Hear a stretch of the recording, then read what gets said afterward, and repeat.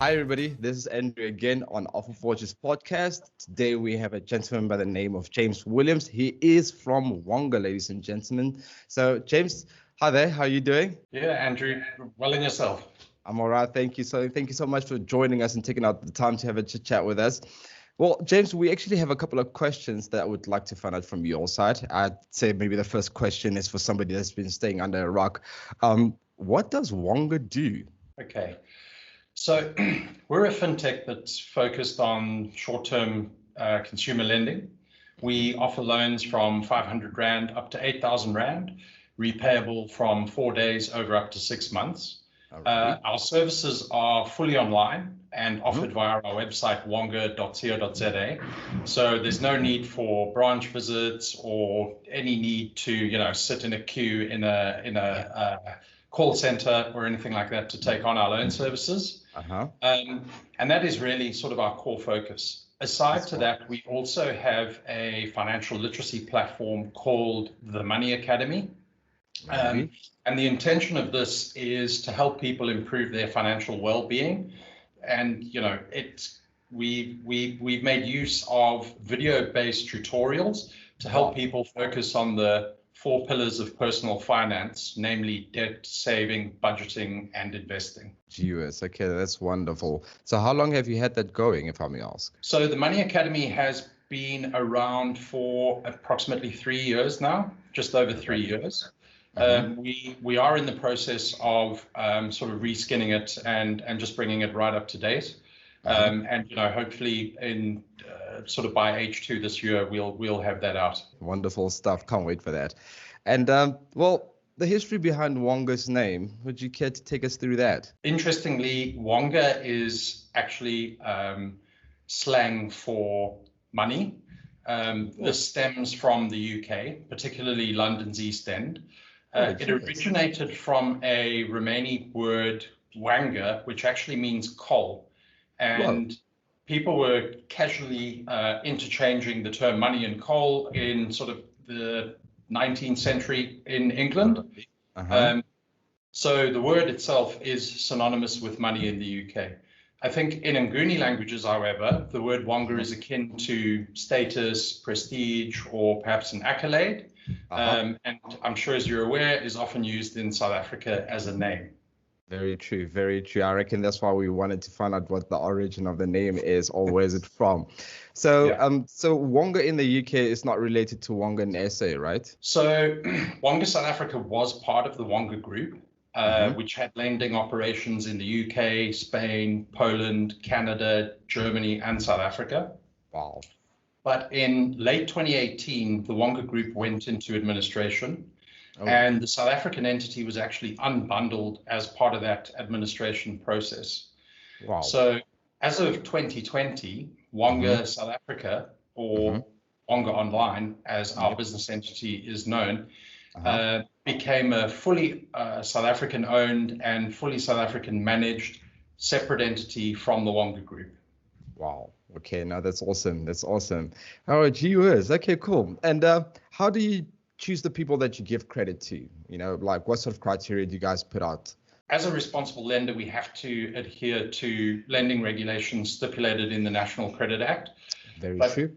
The typical types of things that we would consider are loan affordability. So in other words, does the customer have the affordability to comfortably repay their loan? So we would gauge that through looking at their income and expenses. We also would look at their credit history, such as their external debt commitments at the credit bureau with other credit providers. And then there's also a few prerequisites, namely, you have to be 18 years old, you have to have a regular form of income, you have to have a South African ID number, and then lastly, a South African bank account with one of the major banks. Okay, sure. Okay, no, well, it's well understandable in that regard. So then, well, James, 2020 happened and a lot of companies sort of saw like the worst time ever. How did you guys still manage to stay relevant and afloat? Yeah, so interestingly, when coronavirus sort of landed towards the end of March 2020, we were expecting quite a lot of trouble in terms of the lending industry, both from a risk perspective as well as an uptick in demand. But in fact, we actually saw the opposite. So we saw declining demand, and our hypothesis for that was that people, because they weren't traveling as frequently, they weren't able to spend as freely, going out to restaurants and so on. They actually had more disposable income, which enabled them to, see themselves through any financial emergencies which they may have had. And then sort of coming out of that period, as we've seen lockdown levels decrease, we obviously saw demand returning to sort of more recent levels, or pre-COVID levels, I should say. So I think the way that we've navigated that is just through, keeping our ethos of responsible lending, ensuring that we don't lend to customers that can't afford to repay comfortably. And yeah, that's sort of where we're at the moment. So has that in turn sort of changed your business model a bit, or sort of tweaked it a bit? So one of the things that we've started doing since becoming a separate entity from the Wonga Group is being able to steer our own ship. So from a product perspective, we've been able to make changes quickly to our product to align with what customer need is.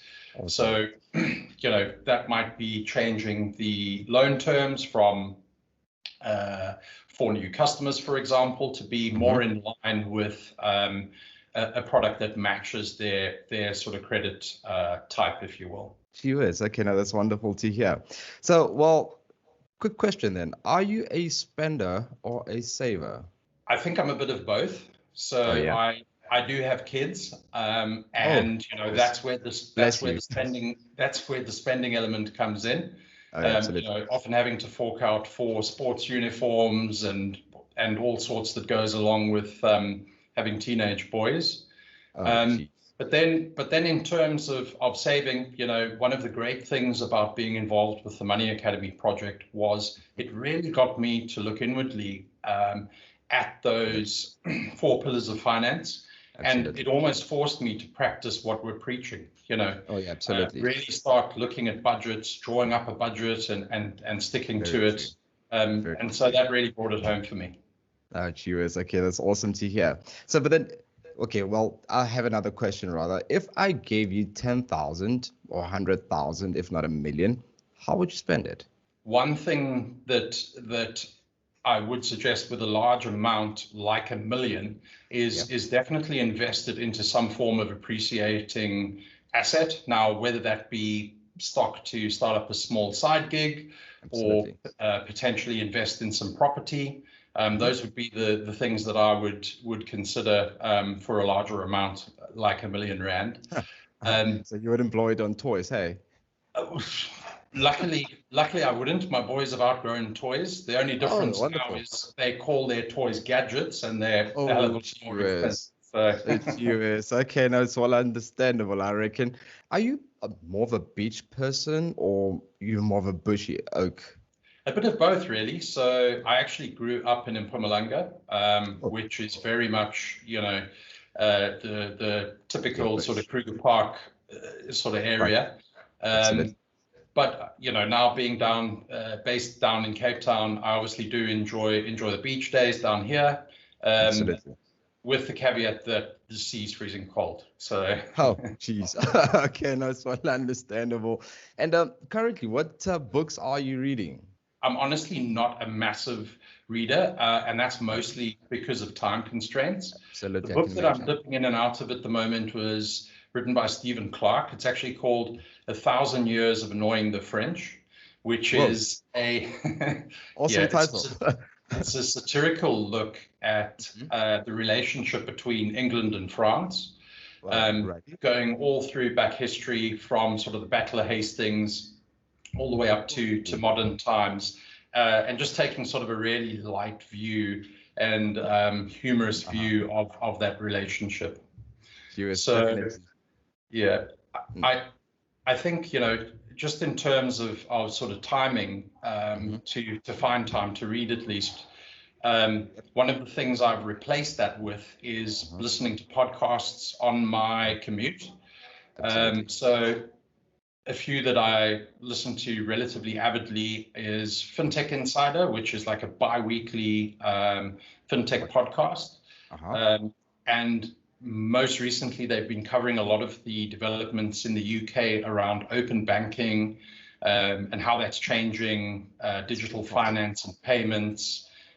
Yeah, super, super interesting. And then, of course, my other go-to is Lex Friedman, who has some great guests chatting about AI, machine learning, robotics, etc. Now, definitely got that on my bucket list now. So, and well, I'd say lastly, or rather, I've got like 3 other questions to go. But then, first one is that you've been working with OfferForge with the affiliate program since 2019. How has that journey been for you?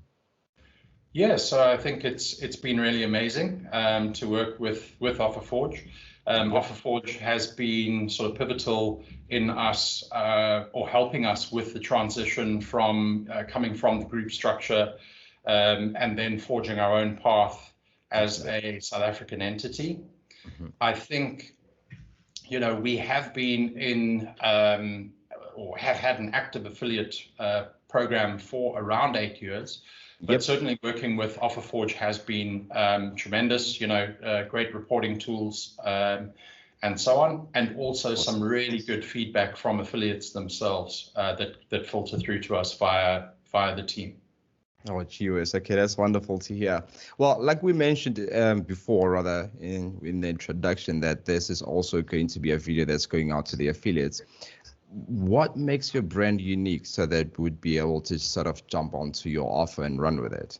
Yeah, so I think we've built the Wonga brand up as a credible lender in the fintech space. I think more recently, since becoming independent, we have become a purpose-led organization, which really places emphasis on customer value over profit. So we see profit as an outcome of getting it right, rather than like a target on the bottom line of a budget sheet. And I think that gives us a distinct advantage in the way that we do things, perhaps over our competitors. Absolutely. The other one is over the years, we've invested really heavily in the Wonga brand, and certainly punches above its weight from all of the research that we've done in terms of brand recognition and recall. Even compared to some of the major banks that have absolutely massive marketing budgets. Very true. Now, awesome stuff. I like that answer. And well, lastly, why should publishers sort of, join our affiliate program and run with Wonga? Well, I think for a few reasons. As mentioned already, we've been active in the affiliate space for 8 years, so we've got a lot of experience in terms of the offering side in the affiliate space. As mentioned as well, we've built up this awesome brand that's very well known in South Africa. And I think another part of that is we're a strong believer in relationships. So we're looking to build long-term partnerships with our affiliates. Wow. And I think the whole idea around that is so that we can create a feedback loop, share ideas, look into new suggestions that affiliates might have, and really try to work together to make a success out of it. I think in terms of affiliate payments, so at last check, we did offer some of the best rates in terms of the short-term lending space from a new customer acquisition point of view. I concur with that.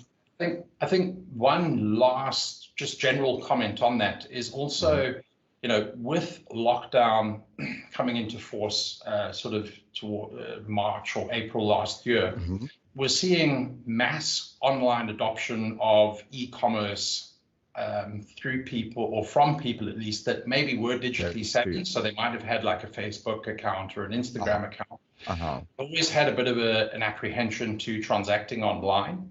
Very true. And a lot of these people have almost been forced down the route of shopping online, banking online, and so on as sort of lockdown got worse.